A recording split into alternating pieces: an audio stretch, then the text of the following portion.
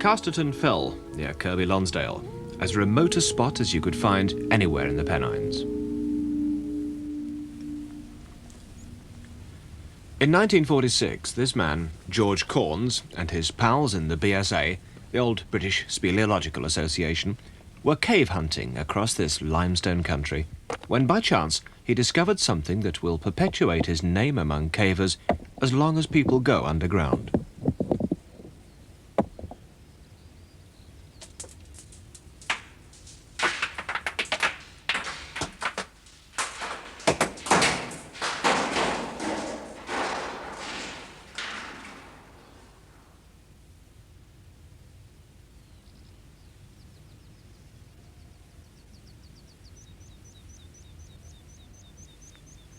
When we heard the rock fall then into the cavern, we knew then that we'd discovered something quite big.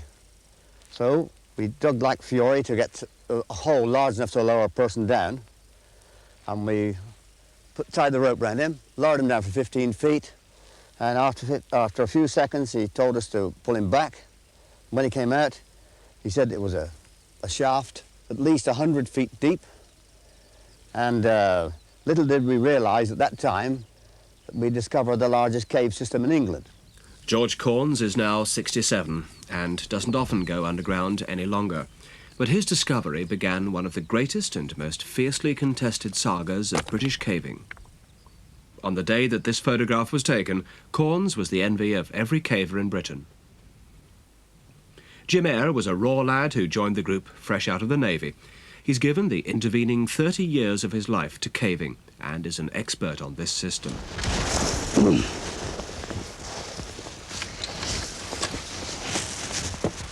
When the BSA lads came across this fell in 1946, they had no idea of just what was under this cave. And when George actually opened the entrance, it was the biggest find ever. And they really just couldn't cope with it. And when I joined in with them a year after it was discovered, I became involved in this cave, same as the lads, and we became fascinated by the huge chambers, unique formations, and even then we had no idea that it was going to extend to 24 miles. And at this day, we're still pushing it back. It's now the biggest cave in England, and it could be one of the world-rated caves because there's a hell of a lot more to find yet, and it's going on and on. OK, coming down.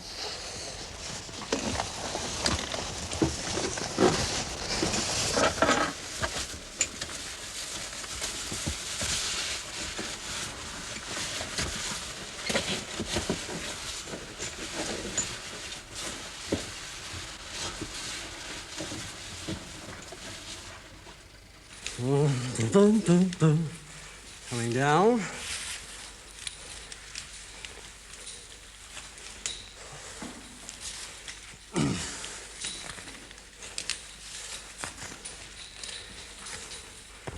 Right, it's about this far down.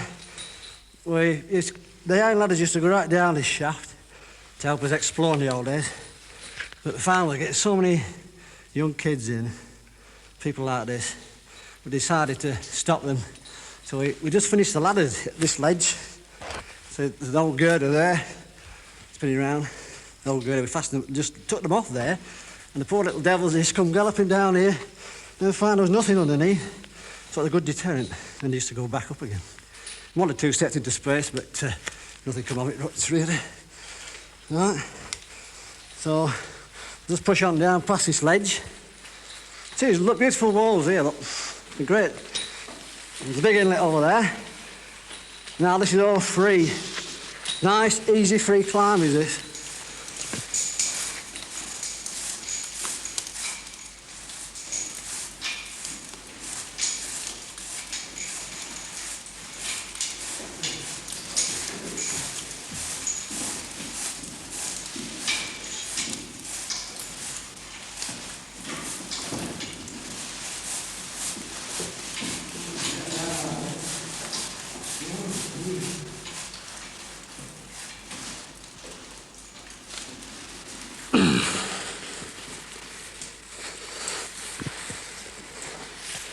This is one of the old railway ladders that originally went right up the shaft, and after a few years it became disused. This is just one that's been left here to get blocks on and off the ladder easy.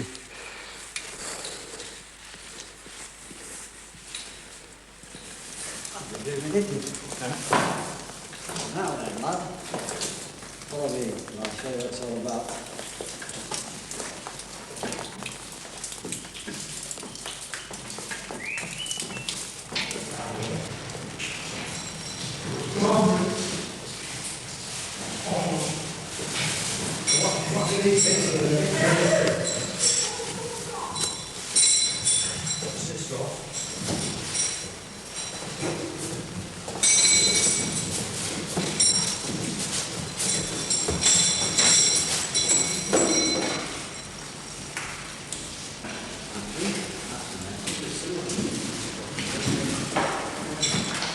By British and even European standards, the first cavern, Bridge Hall, is an impressive sight to come from such an unpromising surface entrance. Like a railway station, lines lead off in every direction. Right, I'll see you later then. And, like a railway, Lancaster has had, in recent years, massive traffic. Inevitably, the pristine, timeless, untouched qualities of places like Colonnade Chamber have suffered. In the short time since the Second World War, columns that predate the Ice Age, even in as inaccessible a spot as this, have felt the clammy and destructive hand of the 20th century.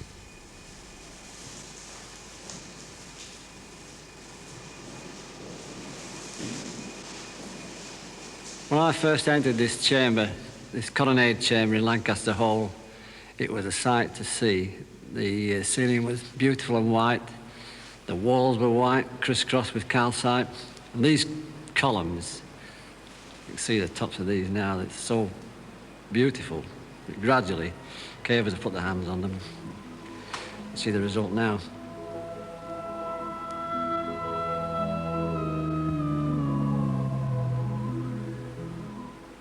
And of course the floor, which was also beautiful white crystal, is now covered in mud. And here's another column, just adjacent to those we're just looking at, which is some clowns climbed this in the past. Don't know why, we just wanted to climb it, and it broke. We had another group of cavers who were appalled at this desecration, so they came in here and mixed araldite and various chemicals together, rigged this in splints like a broken limb, and it's now coming back to normal. This used to be a lovely crystal pool with some very unique small cooling tower formations in it. Been found nowhere else in England, but now you can see just desecrated. People have walked across it without even seeing them. There's no trace remains of them. Caving is, in miniature, a history of man in nature. Man the explorer and destroyer. Man the inevitable and tragic vandal, simply because he is so adventurous.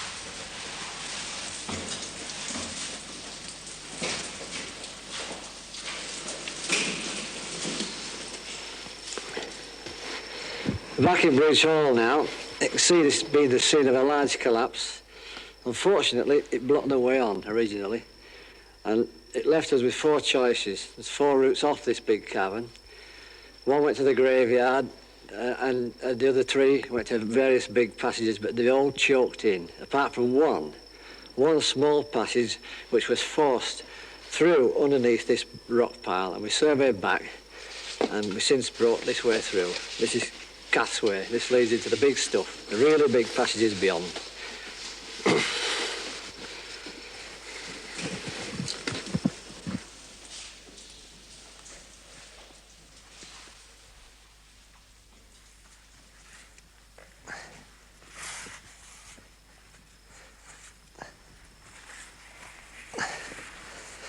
This is one of the holes in the floor that's a feature of this cave.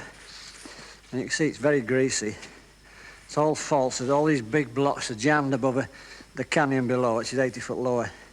And a friend of mine slipped here, just skidded straight off that, down the hole, and just by suck of good luck, he landed on a ledge 20 foot down, flat on his back. With a foot each way, it would have killed him.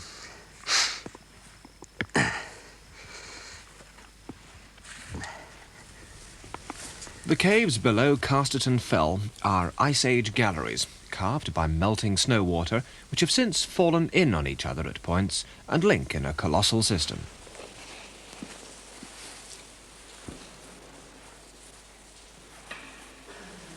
When the BSA came to Fall Pot, back in the old days, they were amazed at the size of this incredible cavern. And where I'm standing now on this iron ladder, they, of course, had nothing. And they returned for rope ladders, which they had to put down this rotten face into this huge drop below. It continues beyond a block floor into the master cave, where the underground river still flows.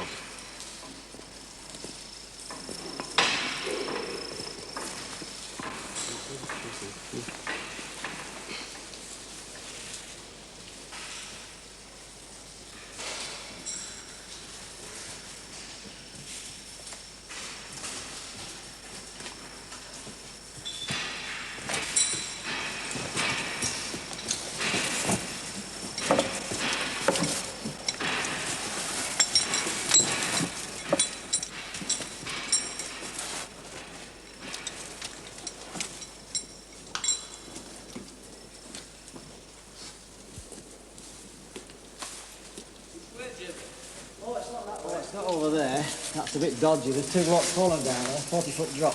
It's through here, look. Just up through there, that's through, yeah. And it's free climbing.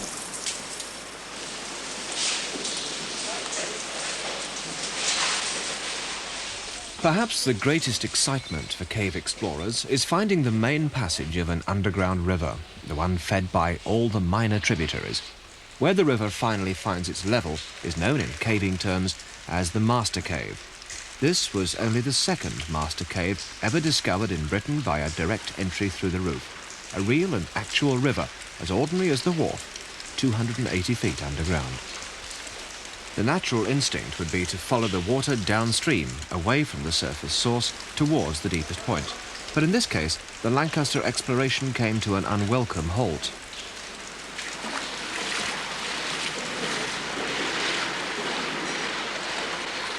Well, this is where the underground river finishes, in this black malignant sump. Several teams of divers have tried to dive this, and one, unfortunately, has lost his life. 40 foot down, it goes into a narrow fissure, and it's impenetrable.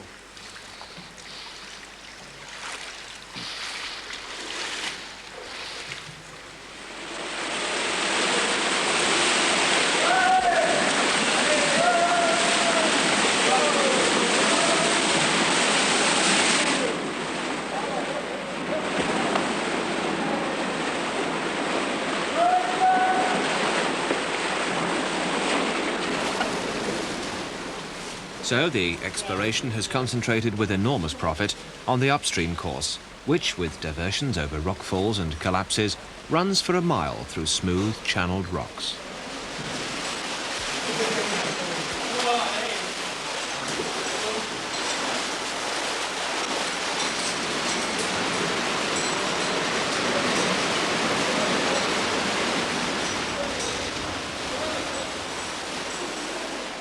Although entry is now regulated by the Council of Northern Caving Clubs, access to such a gigantic and important system led to bitter rivalries in the early days.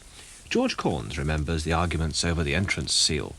The trouble is with a discovery of this size is that you're faced with several alternative propositions. One is, are you going to close the thing up completely and only let a very, very few privileged people in, or are you going to allow other clubs to use it? Now, after a while, the friction built up to such an extent that that explosives were used. If you look down there, you can see the old lids where they've one after the other been put on and blown off. Now, I can understand clubs getting annoyed about lids on pots, because tradition is that around here, for all the years they've been caving, they've had free access to all the potholes, and this was a new venture. And the rigid attitudes were the things that led to this bad situation. I feel that if we'd had limited access and proper control, we could have kept the lid on and we could have preserved the cave a lot longer than it has been preserved. While the known system was contained between Lancaster Hole and Fall Pot, it was possible for the BSA to take a lease on the land. But as surveys continued, the system became bigger than any lease could contain. The eastward origins of the water became clear, and cavers started to look with new interest at Easgill Beck, which ran parallel to the underground stream.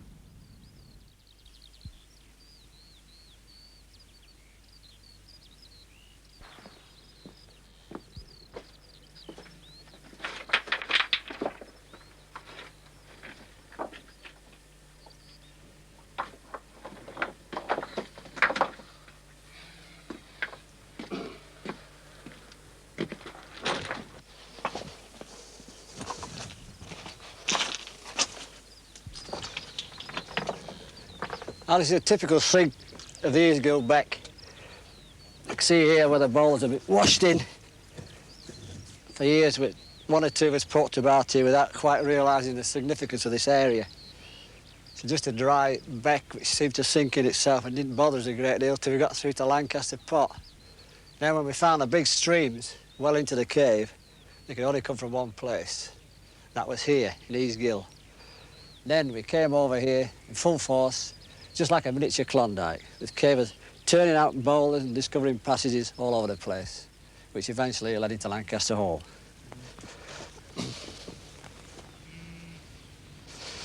Now this is the place where we made a breakthrough. Underneath this pile of rock and rubble is a 60-foot pitch which took us to Oxford Pot. And this is where we eventually got to Lancaster Hole.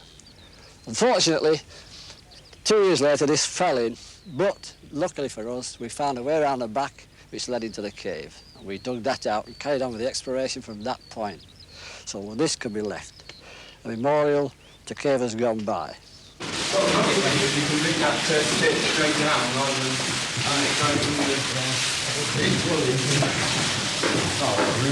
you can get back up.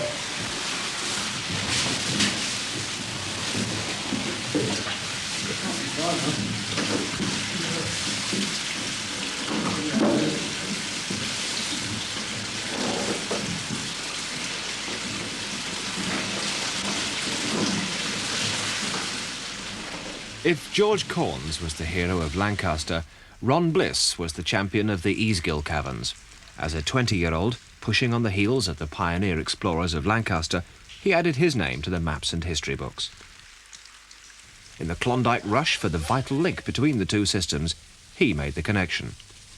It wasn't quite as easy as he thought it was going to be. Up, up. All right, you all right? All right.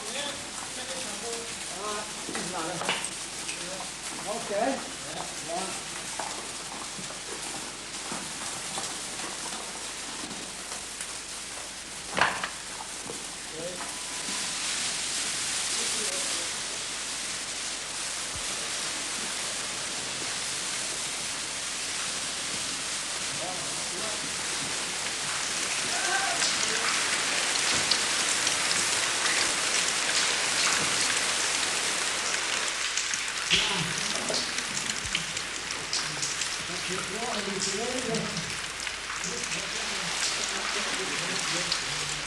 Although the opening up of the Oxford Pot showed a variety of inlets and watercourses that seemed promising, each one led to disappointment, until only Ron and a few pals were left believing in the hookup.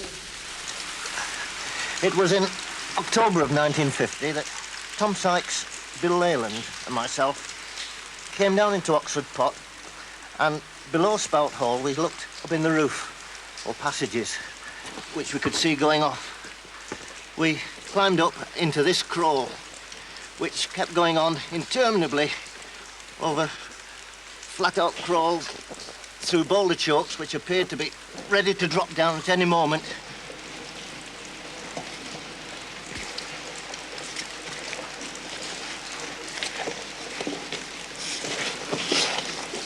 But we were spurred on after quite a long while crawling by the sound of the stream, which we could hear in the distance, which got gradually louder and louder as we crawled towards it.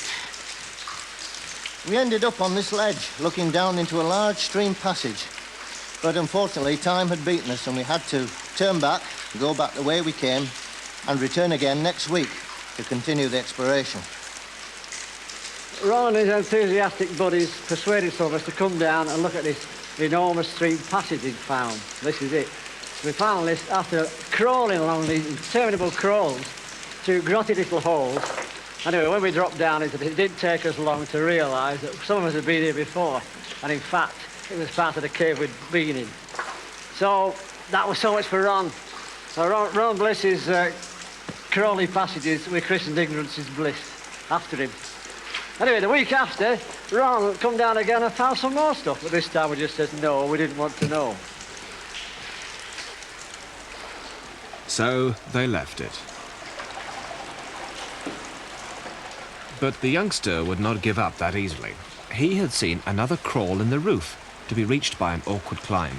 He hoped it might lead to a parallel watercourse, and so, in turn, to the master cave.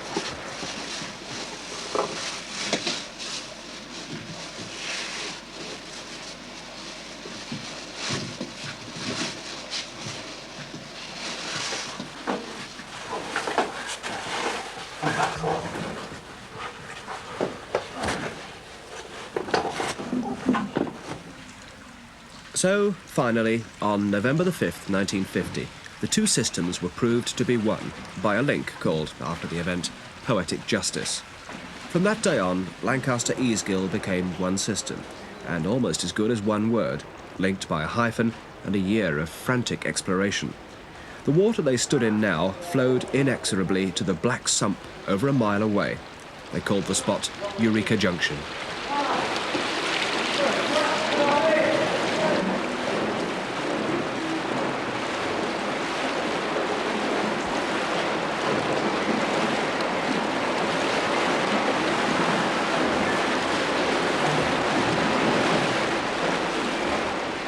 By breaking in at Easgill, they were able to push on up the river as far as it would allow. Easgill turned the key in the lock. For the next 30 years, exploration was carried on by these men and hundreds of others, eastwards and northwards, to reveal the biggest system in Britain, 24 miles so far. The most spectacular moment of all was the discovery of Easter Grotto. Now, in 1950, the exploration of this cave was stuck at a point just below where I'm climbing up. And Bob Ashworth and Bertie Bradshaw found this climb up from the stream passage. And they forced their way up here. Quite a greasy climb. And we're about 50 foot above the stream now. And they came into a series of chambers which they christened the Easter Grotto.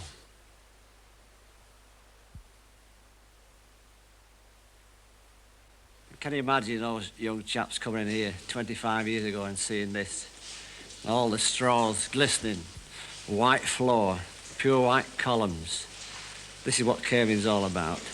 It's worth fighting through mud and risking your neck on climbs to find places just like this. But having found them, the problem is, how do we keep them like this?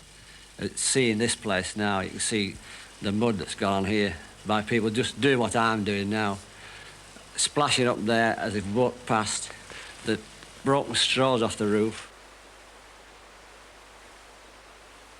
The problem is, you can't keep cavers out. It's just one of the facts of caving. If you could educate cavers more to keep to the paths and away from formations, most of our caves would be kept preserved.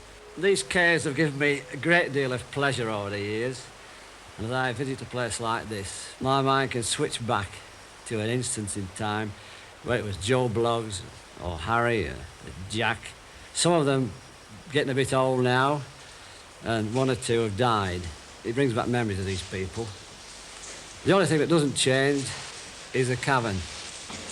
This is timeless. It's not finished being explored. I mean, through there, possibly with a short dig, the next generation of lads will come along with the same enthusiasm that we used to have and push into caverns just like this. Again, timeless, and they can be left for the next generation that comes along.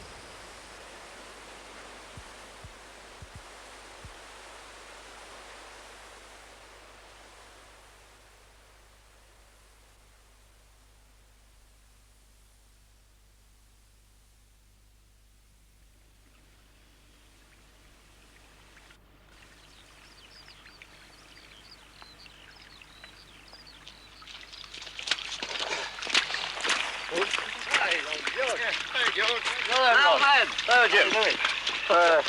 How's it going? Where have you been, anyway? It's a grotto. Have you? What's it like these days? Oh, a bit brassed about, you know. It's not as good as it used to be. Damn pity, isn't it? Not as good as it was in your day. Oh, well, it wasn't. Still, got to wear out, mate. Yeah, we're out just like us two. Let's go and have a pint. I'll live forever. I'm not like you. Go on, I'll follow you down. I've got a bad leg. Yeah? Yeah.